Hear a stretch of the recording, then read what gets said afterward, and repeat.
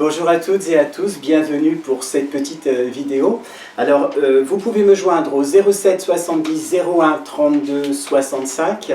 Vous avez aussi la possibilité d'aller sur mon site web, donc sophrologie-psy.com. Vous trouverez tous les renseignements sous la vidéo. Pour suivre un petit peu les articles concernant donc mon blog, vous avez donc un blog vidéo, un blog article et enfin un blog audio que j'ai mis en place pour les personnes malvoyantes, voilà, qui m'a semblé être relativement important. Alors aujourd'hui, je vais vous parler en fait sur plusieurs vidéos d'un sujet qui vraiment me tient à cœur parce qu'au niveau de mes consultations, c'est quelque chose qui devient assez urgent. Il s'agit en fait du burn-out et je vais diviser ce sujet entre 5 et 6 vidéos pour cette partie, notamment du burn-out, où je vais expliquer, définir, mais aussi trouver des solutions avec vous. Voilà. Bonjour Thierry. Bonjour Patrick, je vous écoute. Tout d'abord, qu'est-ce que le burn-out? Alors, il faut savoir que le burn-out, en fait, se manifeste quand la tête prend le contrôle du corps et que le corps va estimer en fait qu'on est trop éloigné de lui-même. Alors j'explique. En sophrologie, tout comme dans la vie en général, on sait qu'on ne peut pas dissocier le corps de l'esprit. Quand on est soumis à un stress relativement important, eh bien, on fait ce qu'on appelle de manière involontaire une dissociation entre le corps et l'esprit. C'est-à-dire que le corps va manifester une envie, l'esprit lui au contraire va en manifester une autre. Et comme les gens ne savent pas ou ignorent dans certains cas qu'on ne peut pas fonctionner l'un sans l'autre, eh bien, on finit par avoir des difficultés. C'est pour ça aussi que j'estime que c'est un rappel à l'ordre qui est suivi d'une disjonction corporelle. C'est-à-dire, c'est une décompression, une décompensation brutale. Voilà. C'est-à-dire que finalement, le corps, eh bien, comme si le corps était arrivé à bout de souffle, brutalement, il va cesser d'écouter votre esprit qui va dire « Allez, on y va, on y va, on y va ». Et c'est vraiment une disjonction en fait réelle au niveau du corps.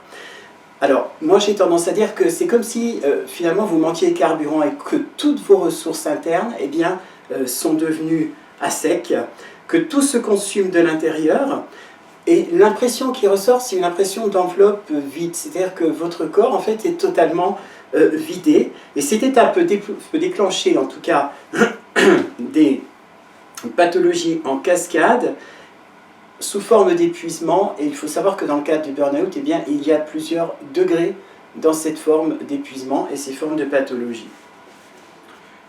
Y a-t-il une phase précurseur du burn-out? Alors oui, il y en a une, il y en a même en fait une que je vais diviser en plusieurs, finalement en plusieurs parties.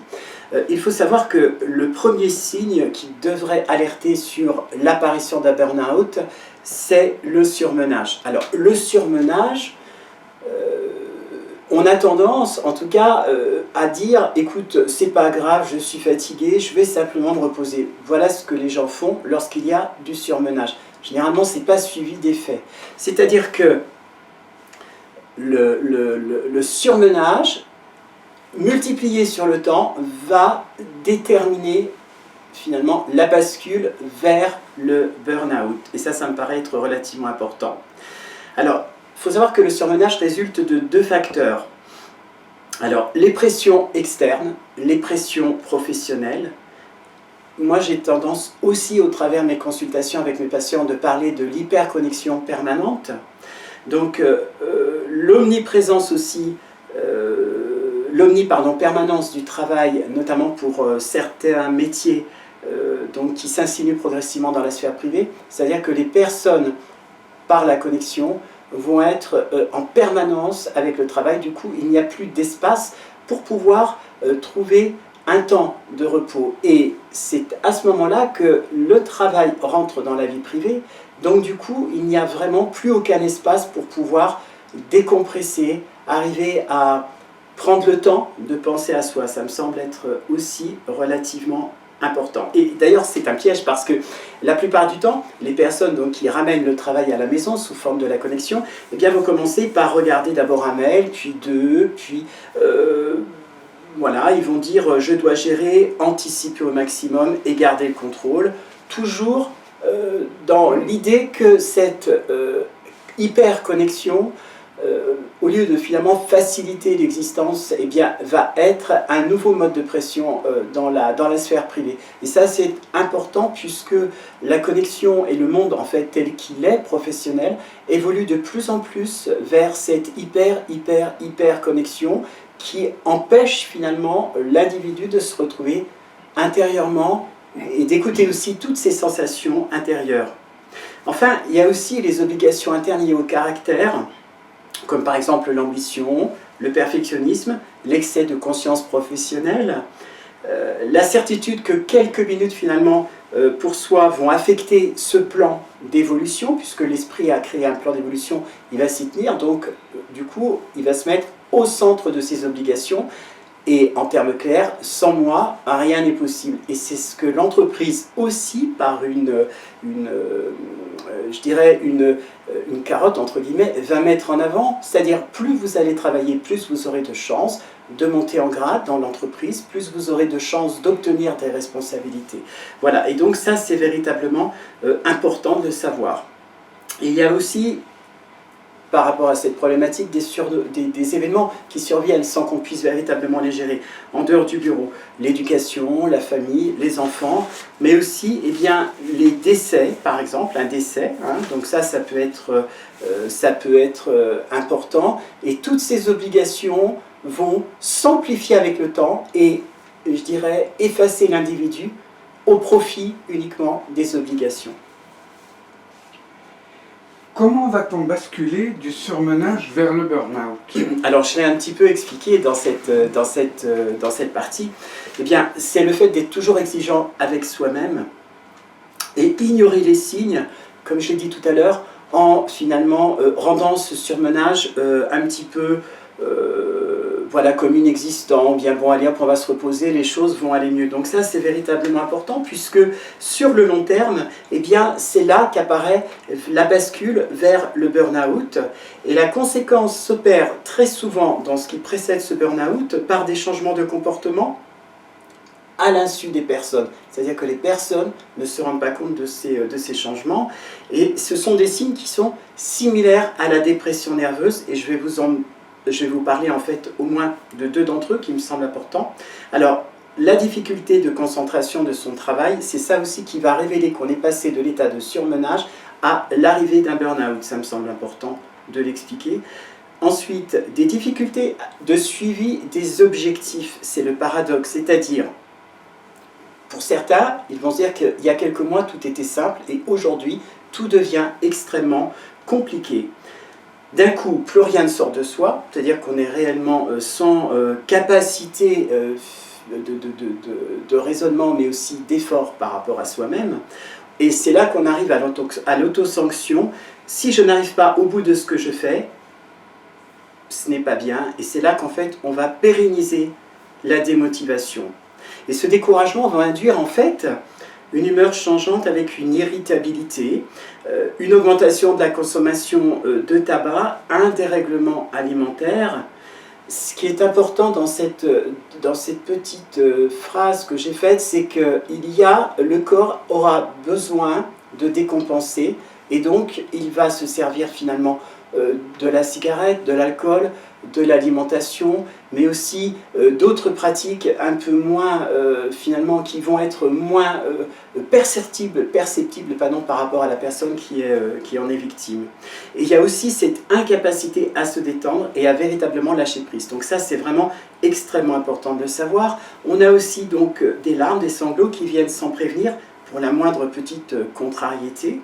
Et enfin, des problèmes de fatigue qui accroissent une fragilité physique. D'ailleurs, dans un article précédent, j'avais parlé de la fabrication importante du cortisol, qui est en fait un immunosuppresseur. Donc tous ces signes mis bout à bout vont conduire la personne vers un affaiblissement physique par finalement je dirais une fragilité à la fois aux maladies, mais aussi une fragilité dans la conception, dans la confiance qu'on a de nous-mêmes en fait. Donc ça, c'est quelque chose qui est relativement important, puisque on dit toujours que si les pressions perdurent au long cours, on dépasse le surmenage qui nécessite un repos reconstructeur par le repos et on va finir par s'installer dans le burn-out. Et comment va se manifester alors ce burn-out?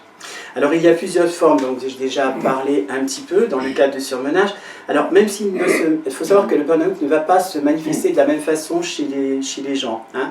Il est intimement lié à la construction psychique, à l'élaboration aussi de sa propre histoire. C'est-à-dire que l'esprit, votre psychisme vous a construit dans votre propre histoire et donc vous allez être plus ou moins sensible à certains événements. Donc ça c'est important de le savoir et je vais vous donner quelques signes en fait psychologique. Alors on a par exemple ce qui est souvent cité dans le cadre du burn-out, c'est la difficulté de se lever le matin, notamment lorsque la personne pressent que le travail est à l'origine de cette sensation, donc il devient la source du stress.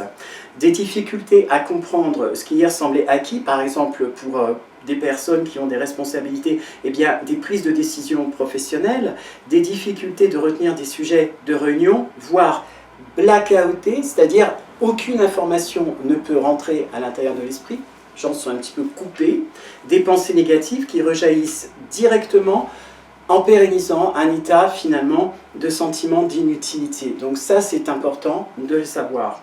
Alors certaines personnes vont poursuivre finalement ce combat contre elles-mêmes en se disant que finalement ça n'est pas grave, donc elles continuent, elles imposent finalement au corps un rythme qui n'est plus compatible avec l'état de fatigue dans lequel elles sont, et du coup, eh bien, le corps va le manifester par finalement de réelles somatisations, et les plus fréquentes sont des douleurs articulaires, des raideurs récurrentes, type de torticolis, mais le plus important, ce sont des douleurs lombaires avec des blocages de type lumbago.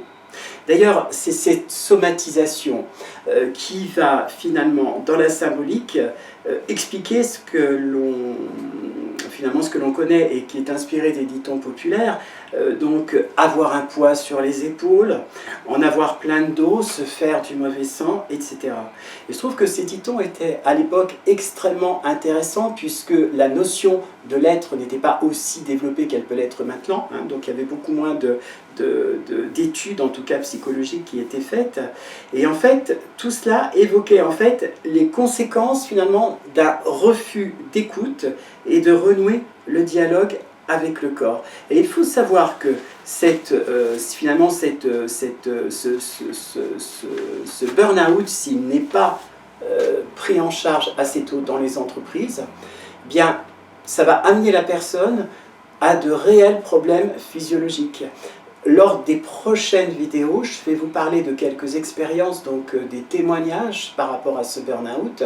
Et avant de conclure donc cette première partie, je dirais que les personnes qui arrivent au burn-out, eh bien, elles sont arrivées au bout de quelque chose. Et il sera important peut-être aussi qu'elles prennent en considération le fait qu'elles ne peuvent plus fonctionner comme elles le faisaient jusqu'à présent, parce qu'elles sont vidées, à plat, défaites de leur énergie, parce qu'elles en ont trop fait. Voilà, donc n'oublions pas, le plus important, le corps et l'esprit ne forment qu'un. Être à l'écoute de son propre corps peut permettre finalement de prévenir ce burn-out, et donc il faut être capable de s'écouter. Merci pour m'avoir écouté, en tout cas à très bientôt. Au revoir, rendez-vous à une prochaine vidéo.